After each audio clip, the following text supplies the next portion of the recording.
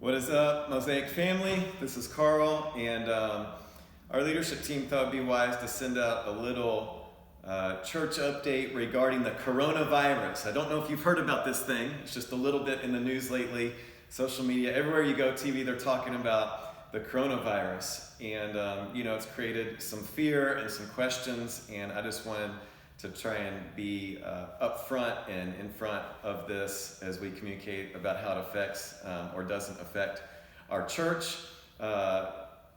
One thing you need to know is we are actively monitoring this. We're keeping tabs on what's going on in the news. We're keeping tabs on what the local governments are saying. And of course, we'd always submit to anything the government mandates that we do, of course. We've already done a couple things in the past few weeks, probably unbeknownst to you, in that we have increased some cleaning policies in our kids ministry. We've increased some cleaning stuff that our facilities team normally does, and even how communion trays are handled. And we've consulted medical professionals with all of this, and they liked what we'd come up with, and even added some other suggestions that we implemented. So all of that is happening. As always, if you're sick, don't come to church. And don't bring your sick kid to church. Nobody wants you to do that any time of year, no matter what's going around or not going around. We got a live stream for a good reason, and you can engage with that. If you are under the weather, stay home and encounter God through that, on all the platforms that we put that on.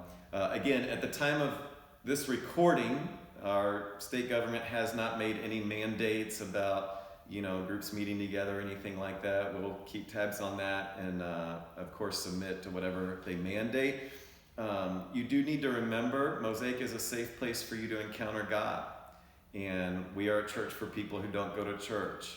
And I do think in a time when people are scared and when people have questions, it's a heightened sense of awareness of what is the meaning of life. Who am I? What am I here for? And helping people find answers to those questions through Jesus is as important now as it's ever been.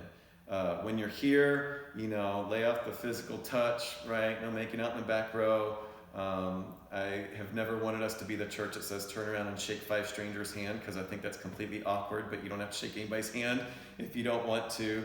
And just remember our webcast. If you can't make it or feel uncomfortable for any reason, you can give online, connect online, worship online, do all of that stuff.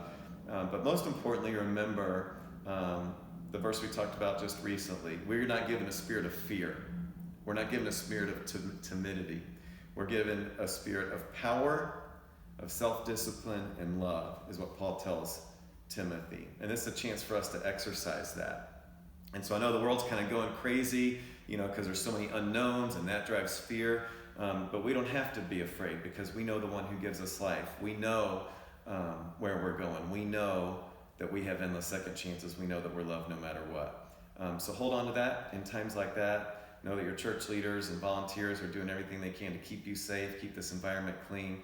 It's a great chance for you to live out what you believe. And we'll see you this week.